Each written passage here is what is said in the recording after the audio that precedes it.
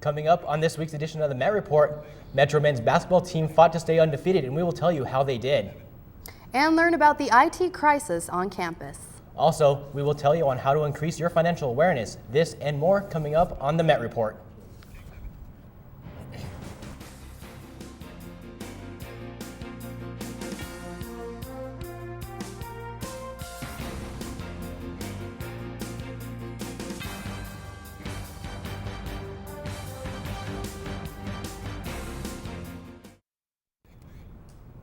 Welcome to this week's edition of the Met Report. I'm Kellan Stone. And I'm Vega. Financial literacy can help all of us become aware of our student debts or even how we're spending. But how does one become financially literate? Aragon tells you how financial literacy can be achieved in 3 easy steps. Most students here on campus share a common goal: to obtain a diploma and eventually achieve financial freedom.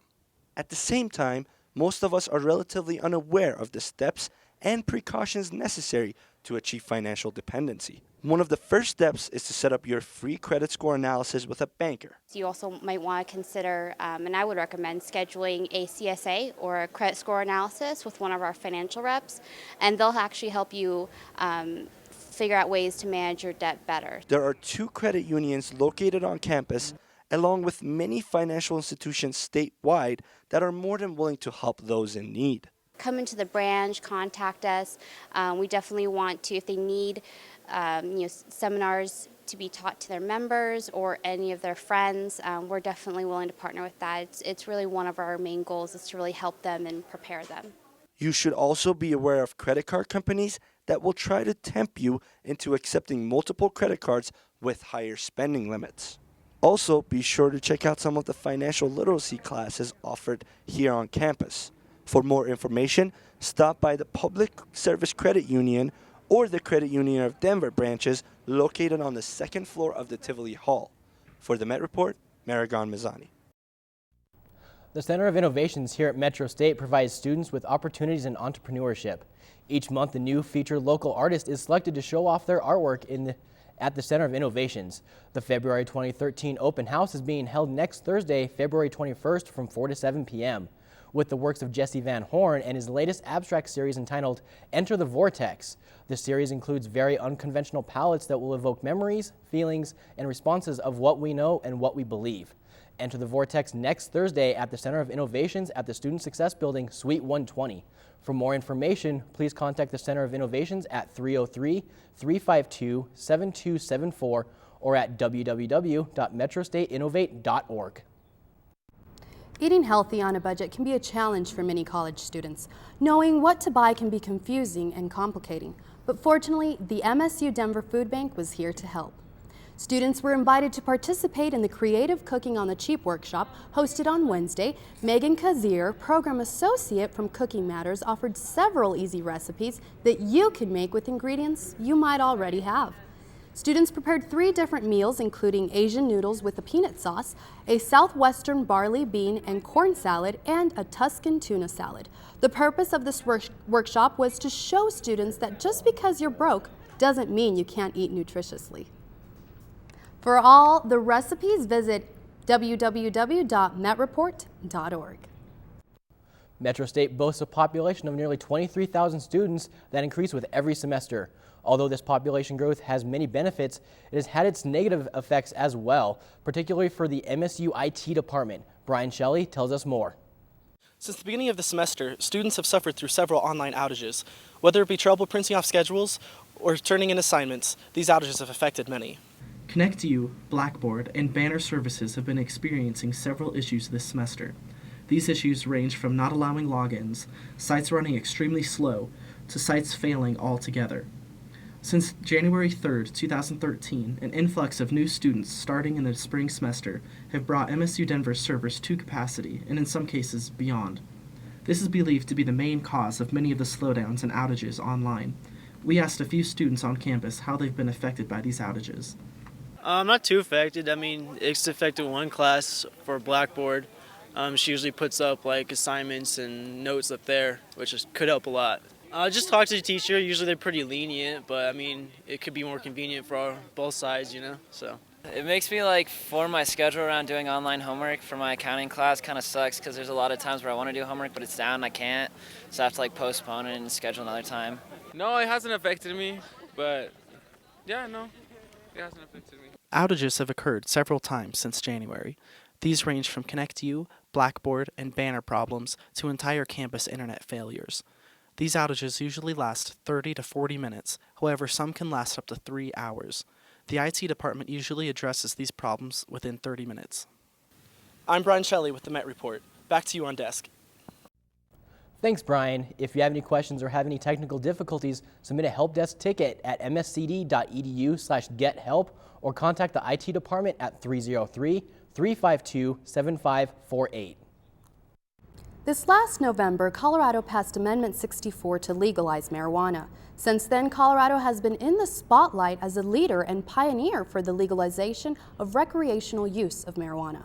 This past Tuesday, MSU Denver students had the opportunity to discuss Amendment 64 with lawyer and local lawmaker Robert Corey Jr. Students posed questions such as, will the federal government interfere, and will Amendment 64 apply to tourists as well? Corey is confident that the federal government will continue to let our state govern itself. And yes, the right to smoke marijuana will be extended to visitors as well.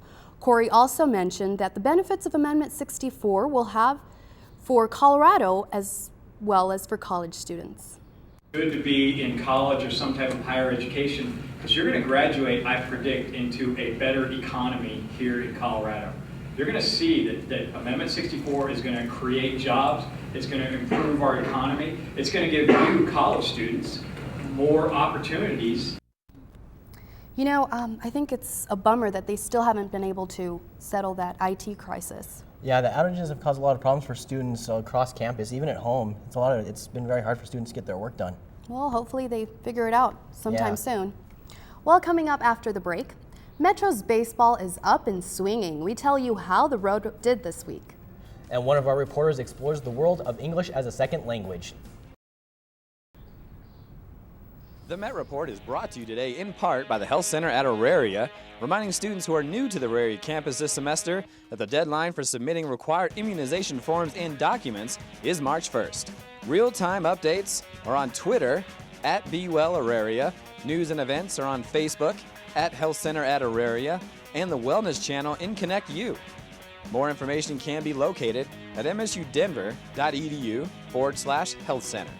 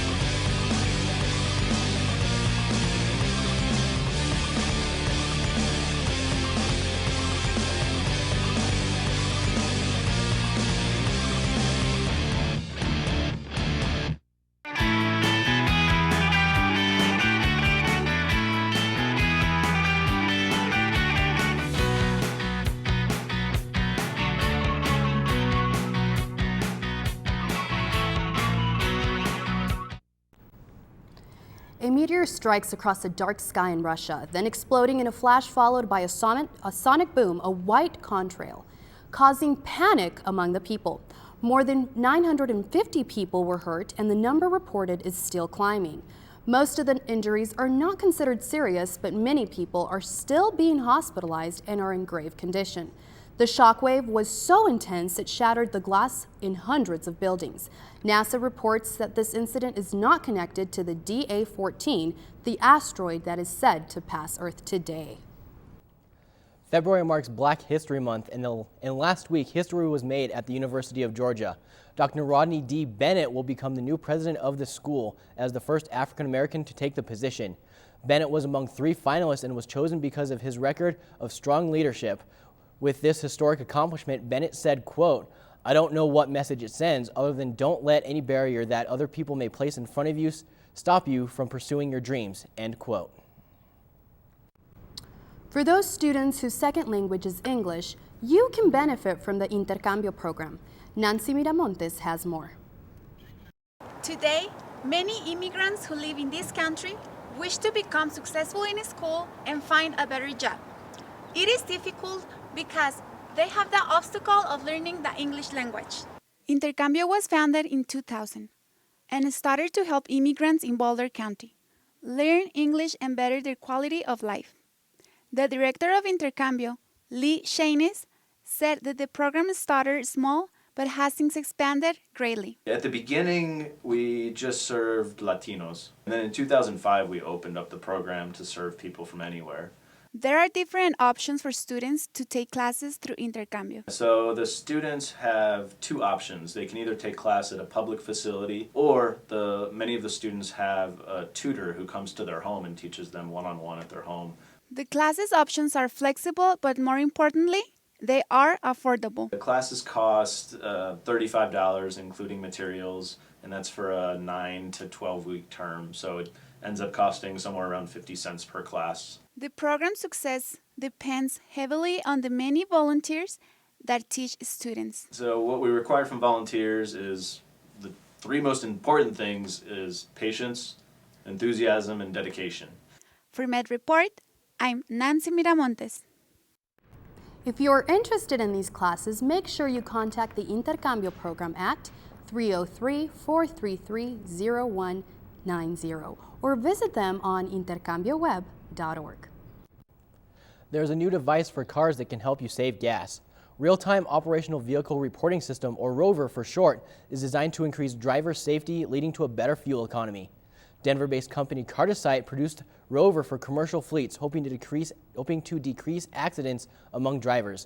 Distractions is the main cause of accidents, and the ROVR is designed to record acceleration, hard braking, and speeding of the vehicle it is installed in. The results are then emailed to the driver on a weekly basis in the form of a scorecard. No batteries are required and will work for any car built in 1996 and on.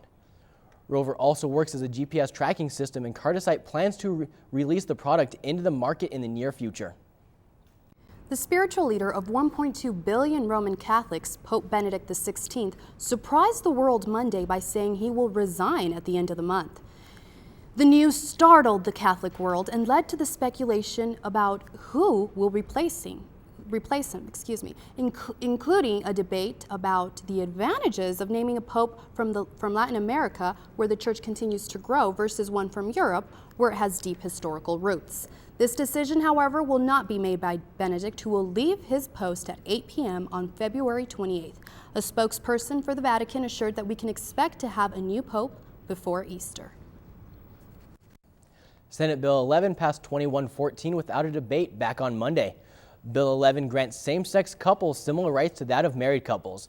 It now heads to the House of Representatives, where it is expected to pass. Democrats have been trying to introduce the bill in the state legislature for the past 2 years. Last year, Hickenlooper called a special session to try and pass the bill, but the clock ran out. Hickenlooper has been quoted as saying that if the bill comes across his desk, he will sign it. According to a poll by the Public Policy Polling in August, 57% of Coloradans support it. Colorado would become the 6th state to support the civil union. Well, there's snow on the ground now, but what can we expect this weekend? For that and more, we send it over to Ben Smith. That's right, Karen. We had a cold week this last week, but it should be warming up to make for a fantastic weekend. We've got a high of 59 degrees here in Denver on Saturday with a low of 28 degrees. Also in Boulder and Colorado Springs, we've got a high of 59 degrees. We've got a high of 54 in DIA with a low of 30. Moving on to the west side of the state is going to cool down a little bit. We've got a high of 32 degrees in Gunnison with a low of -4. So if you're heading out that way, make sure you bring an extra jacket. In Grand Junction, we are right in the middle at the mid-45 degrees. Moving on to Sunday, a little bit more of the same. Nice day, a little bit colder in Denver. We've got 57 degrees as our high, 23 as our low, and 55 degrees as a high in Boulder with a 52-degree high in Colorado Springs. Moving on to our snow report. Skiers and snowboarders rejoice because we have fresh snow in the mountains. Copper Mountain boasts 6 inches over the last 2 days. Winter Park and Loveland have 10 inches over the last 48 hours. And Breckenridge has a full foot over the last couple days. More snow on the way, coming up with our 5-day forecast. On Monday, we've got small flurries with a high of 38 degrees, 30% chance of snow. Tuesday is going to warm up a little bit with a high of 46 degrees. The snow is going to return, however, on Wednesday with a high of 44 degrees and a low of 20 degrees. Thursday, we have a 40% chance of snow with a high of 37 degrees. Finally, Friday, it'll warm up a bit with a high of 42. That's it for this week's edition of the weather. For the Met Report, I'm Benjamin Smith, and we'll see you after the break. Seniors and freshmen, there is a way for your voice to be heard and feed hungry students while you do it. By filling out the 15-minute survey administered by the National Survey of Student Engagement, you get the opportunity to share your opinions about your experience at Metropolitan State University of Denver. For each survey completed by May 1st, the Provost's office will make a $2 donation to the MSU Denver Food Bank. Over 600 colleges and universities nationwide help make their campuses better every year, one survey at a time.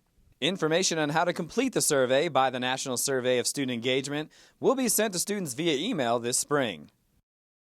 Now and then I get insecure from all the pain.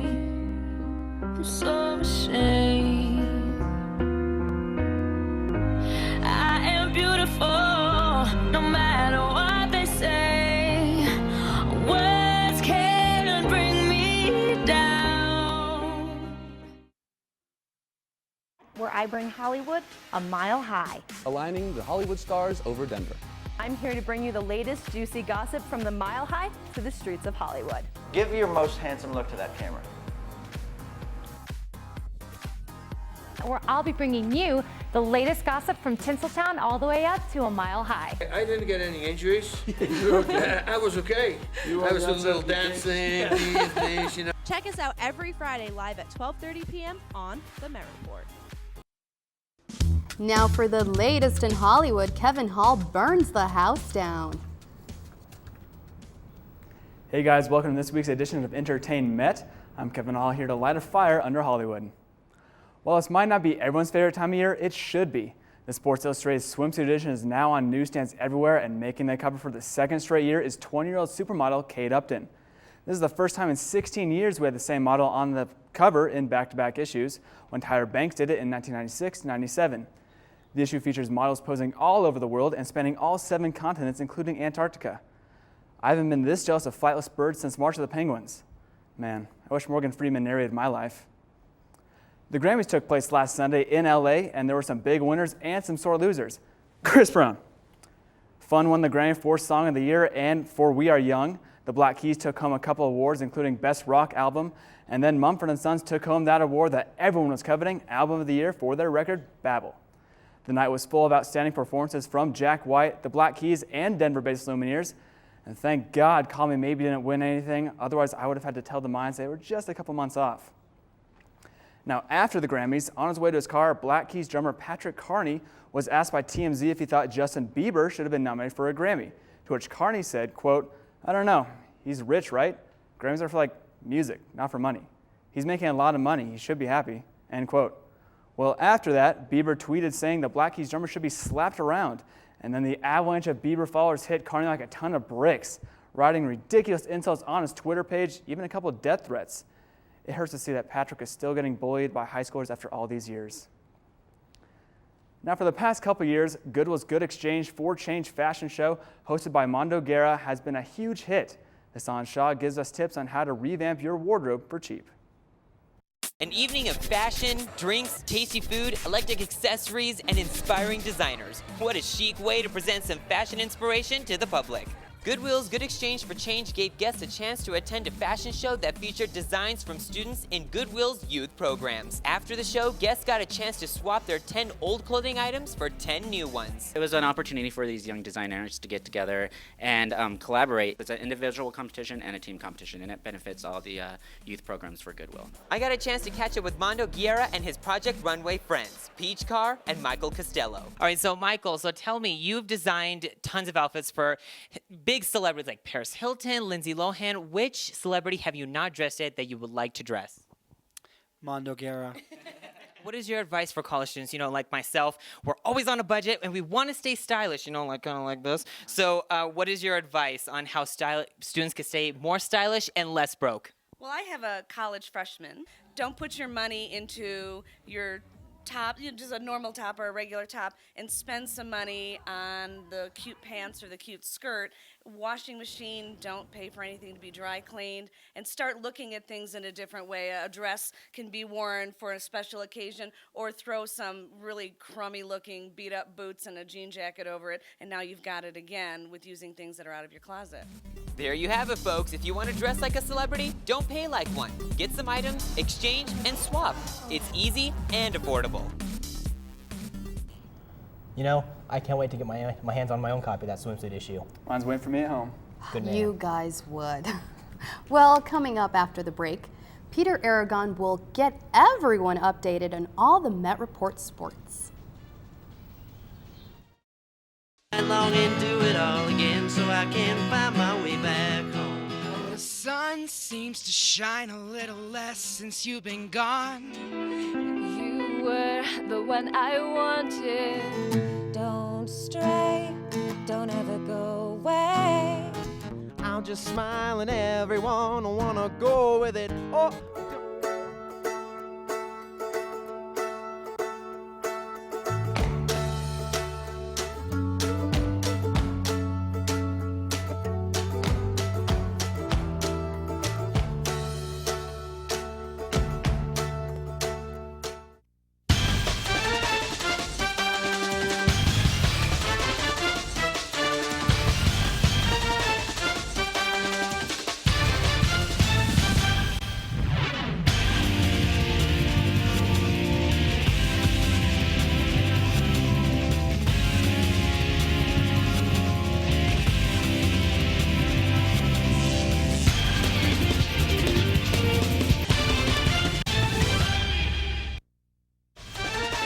Now on desk for Met Report Sports is Peter Aragon. Peter, how are things looking for the teams?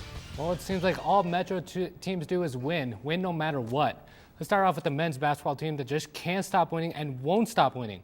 Winners of 19 straight games and have nationally been ranked #1 for 3 weeks heading into last weekend's games. Colorado School of Mines came in looking to ruin that party. Mines center Trevor Wages did his best to do that. Halfway through the first, Wages gets a pass cutting into the lane and, "Mom! Trevor broke the hoop! Now no one gets to play." And no one did. The game was suspended till Sunday with 6:44 left in the half. Metro up 21-16. And what do you think Metro did first play on Sunday? Baron Jefferson finds a Swiss Army knife Mitch McCarron for the oop. And all Wages did was postpone the inevitable. McCarron strips a Mines guard, takes it by himself for the easy 2 points. Mines would do their best to come back. Mueller splits the defense, goes for the rain jumper, but that would be it. Nicholas K takes over, bullying the man that broke Metro's toy. Metro goes on to win this one easily, 74-58, and stays undefeated on the season.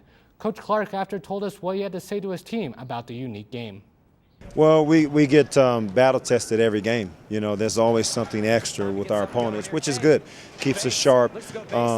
You know, this game was going to be about energy. I compared it to a sprint versus a marathon because we only had 6 minutes and 44 seconds in the first half. So you had to get off to a fast start and you had to finish fast. Another note in this game, junior guard Brandon Jefferson became the 16th player in Metro men's basketball history with 1,000 points. And on Saturday, Metro stayed perfect, taking down CCU 92-75. And Metro tomorrow takes on Regis University at Regis at 3 o'clock for the chance to win the RMAC regular season title. While the women's basketball team has a winning streak of their own coming into last weekend, they kept doubt alive, getting revenge against Mines for a defeat earlier in the season. Next up was the Cougars from CCU, who had a revenge on their Mines after losing 2 games already to Metro this season. The Cougars looked to turn the tables this time. They just didn't know it'd be the Janessa Burke coming out party. Beating the tough CCU zone, great ball movement by Metro. Ty Jensen finds Burke on the baseline. She lays it in to give Metro the lead, 14-13. Then Emily Wood looks stuck, but finds Burke wide open and an easy jumper for her there, and Metro would go up 28-23 at the half. And keeping it with the theme, This time, Burke creates her own shot, dribbles in, fades by the defender, and banks it in. Burke was in a giving mood as well, dishes it off to Brandy Valencia, and you gotta foul her harder than that to stop her from making it. And Metro goes on to win this one 54-45. Hey Burke, how was it being back, and how big was that win? Obviously, I haven't been playing lately, and so to come back, especially on the home floor, and have a good performance means a lot to me, and I hope it can continue. We're getting to the end of season, so it's always important to win these games, especially tough games. CCU is a good opponent, so I think it was a tough win. We battled the whole time, and I think our team is starting to get it together, so it shows real good signs heading into the postseason. The women's team looks to keep their streak going this weekend. They also take on Regis at Regis tomorrow. That game is at 1. Well, an old RMAC rival Nebraska Kearney came to the Auraria Field for a doubleheader with Metro's baseball team. The Lopers were picked to finish last in their conference, so this gave Metro a perfect opportunity to pick up 2 games after dropping 2 straight. Metro won their first game handily 11-4, but the Lopers gave them a tougher challenge in the second game. The offense started early for Metro. Junior Alex Schrupp singles up the middle, scoring Metro's first run.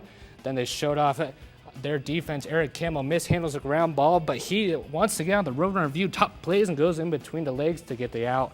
Campbell would cleanly get this one and start the 6-4-3 double play. UNK would get on the board, scoring 3 runs in the third and 1 in the fourth. Metro would get one back in the fourth, but in the seventh, it was time to complete the comeback with a little help on a fielder's choice, allowing the tying run across the plate. And after a walk to load the bases, the man that started out, Alex Schrupp, singles to right field, and Metro wins on a walk-off single and takes this game 5-4. Another note, the softball team did go 3-2 last weekend in the Desert Stinger tournament, and Susie Oury is RMAC Player of the Week, so good for her. Awesome. Our teams are doing fabulous. I'm so excited. And I still can't get over the fact that Trevor broke our backboard. I know, he's a jerk, but top 10, so he helped us out there. Yes. One more thing before we let you guys go. A new internet craze has hit YouTube with dozens of videos out there called the Harlem Shake. It starts with one dancer and a group of people, and then, we'll just show you the video. Con los terroristas.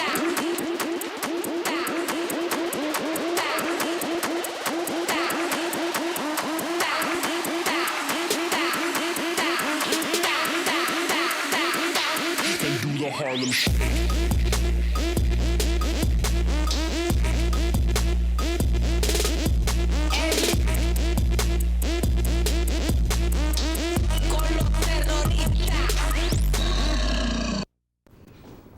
Well, that'll do it for this week's edition of the Met Report. For Kellan Stone, Kevin Hall, Peter Aragon, Benjamin Smith, and the whole Met Report staff, I'm Karen Vega, and we'll see you on campus.